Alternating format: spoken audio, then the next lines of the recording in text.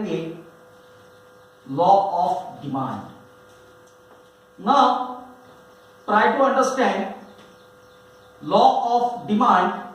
ये अपने सिलेबस का एक बहुत ही इंपॉर्टेंट क्वेश्चन है. एग्जामिनेशन पॉइंट ऑफ व्यू अगर बात करोगे तो भी जब भी लॉ ऑफ डिमांड एक क्वेश्चन पूछा जाएगा, but obvious it will be asked like this, explain law of demand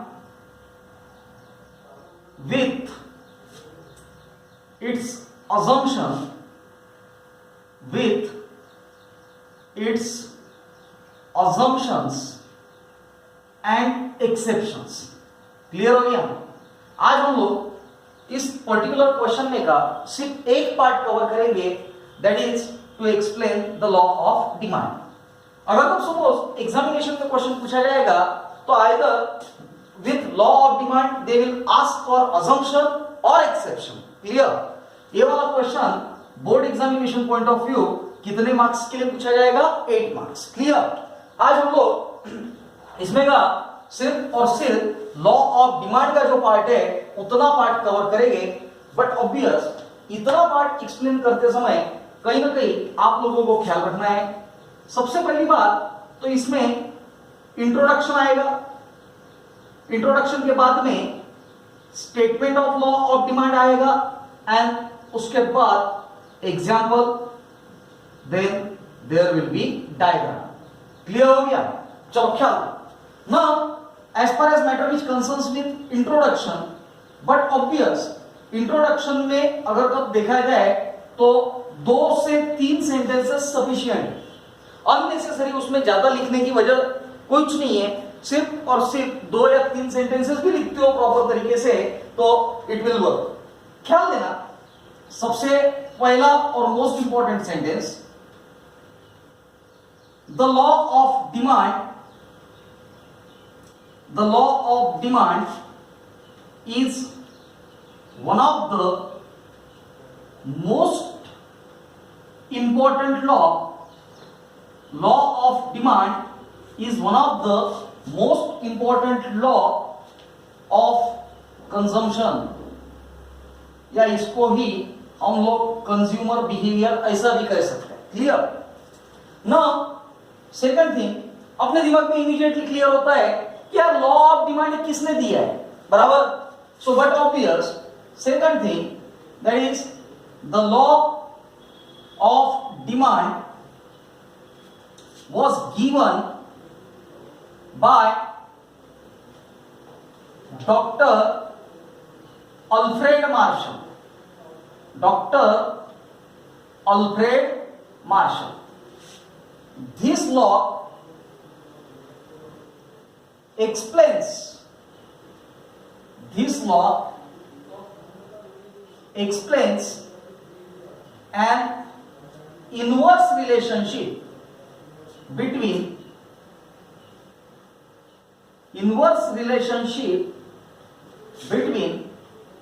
price and quantity demanded. चलो ख्याल दो प्रॉपर्ली क्या कह रहा हूं. ये हो गया उसका इंट्रोडक्टरी पार्ट. कितने सेंटेंसेस लिखे हैं? सिर्फ 3. पहला sentence, the law of demand is one of the most important law of consumption. rather than consumption you can use consumer behavior. Another, the law of demand was given by Dr. Alfred Marshall. Third one, this law explains an inverse relation. Inverse का मतलब होता है exactly opposite between price and quantity demanded. Clear? So now next जो आएगा that is all about statement of law of demand. कहीं ना कहीं हम लोगों को लॉ ऑफ डिमांड का स्टेटमेंट लिखना है. ख्याल देना properly. Let's say it will start with ceteris paribus और other things remains constant. Ceteris paribus और other things remains constant if price of product increases, the quantity demanded decreases. if price of product increases, the quantity demanded decreases, and if price of product and if, let's say, price of product decreases, the quantity demanded increases. The quantity demanded increases. मेरे और ख्याल देना मैं क्या कर रहा हूं. ये हो गया लॉ ऑफ डिमांड. इकोनॉमिक्स का कोई भी लॉ रहने दे, वो लॉ अगर तो हम लोगों को स्टार्ट करना है तो one thing always you need to keep into the mind that law will start with ceteris paribus और अदर थिंग्स रिमेन्स कांस्टेंट. बराबर. इसका मतलब है कि ये लॉ 100% ट्रू होने वाला नहीं है. इस वजह से हम लोगों को कहीं ना कहीं कुछ अजम्पशंस लेने होंगे, एज वेल एज ऐसा अज्यूम करके चलना होगा that there will be some factors, those will be exceptions to the law of demand. Clear? Now try to understand, there is an inverse relation. Inverse का मतलब होता है exactly opposite. कितने चीजों के बीच में inverse relationship है? दो. First is price and another is all about quantity demanded. Properly ख्याल देना, properly समझना क्या कहा है. If price of product increases, अगर हम सपोज प्रोडक्ट का प्राइस इंक्रीज होगा, द क्वांटिटी डिमांडेड डिक्रीजेस. अरे क्लियर. प्राइस ज्यादा तो डिमांड कम, and if price of product decreases the quantity demanded increases. Clear हो गया. सो प्राइस ज्यादा तो डिमांड कम, एंड अनदर प्राइस कम तो डिमांड ज्यादा. क्लियर हो गया. सो ये है लॉ ऑफ डिमांड का statement. But obvious law of demand का स्टेटमेंट हम लोगों को एज इट इज लर्न होना चाहिए. Clear. Now after law of demand, but obvious अगर तुम सपोज इसका मैथमेटिकल एक्सप्रेशन देखोगे तो there can be mathematical equation for the law of demand. Mathematically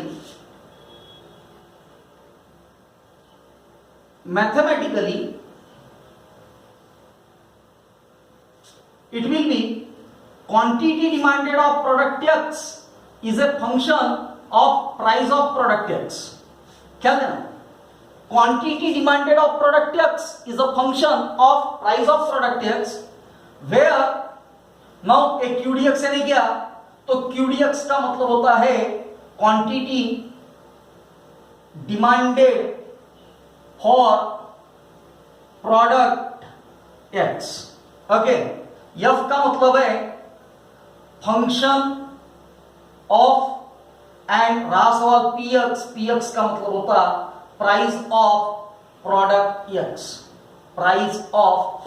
x. Clear हुआ. क्या कहा गया? Mathematically QDX is a function of PX, where QDX is equals to quantity demanded for product X.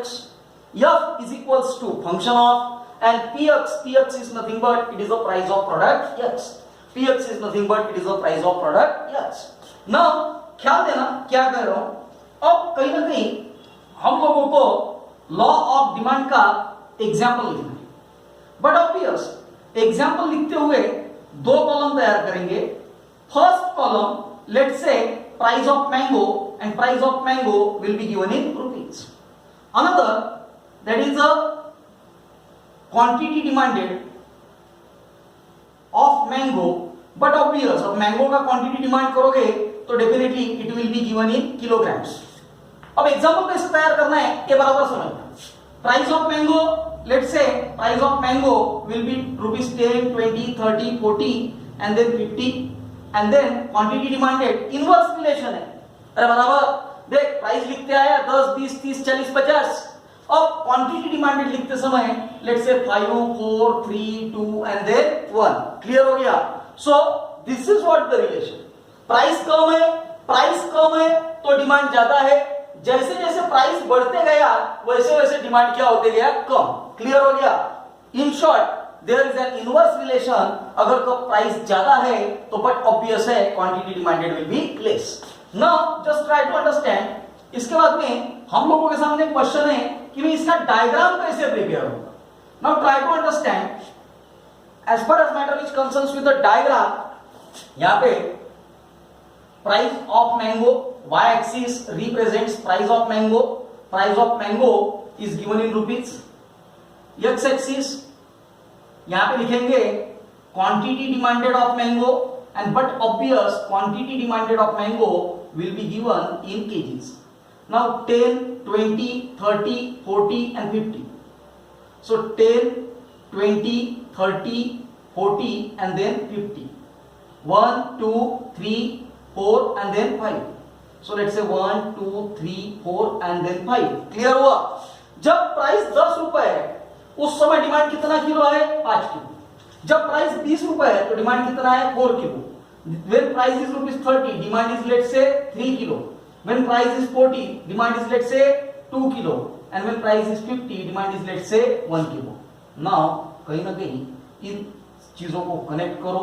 जब इसको connect करोगे, but obvious we will be getting a particular thing that is called as a demand curve.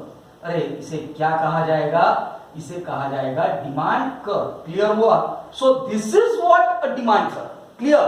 And demand curve always slopes downward from left to right. अरे demand curve का एक property है that demand curve always slope downward from left to right.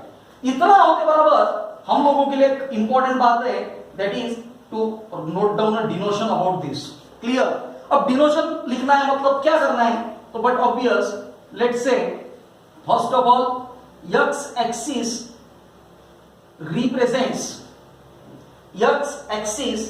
represents quantity demanded of mango, but obvious quantity demanded of mango will be given in kgs. Another thing that is a y axis, but obvious यहाँ पे लिखना पड़ेगा y axis represents price of mango, and but obvious price of mango will be given in rupees. Third one that is a d dash is a demand curve. d dash is a demand curve which always slopes downward from left to right. Clear हुआ? So this is what a first part about law of demand. यहाँ पे हम लोग कह सकते हैं कि हमारा जो क्वेश्चन था explain law of demand with its assumption and exception, इसमें का फर्स्ट पार्ट हम लोगों ने कंप्लीट किया, and that first part is all about law of demand. Okay, next lecture में we will discuss about its assumptions and exceptions. Okay.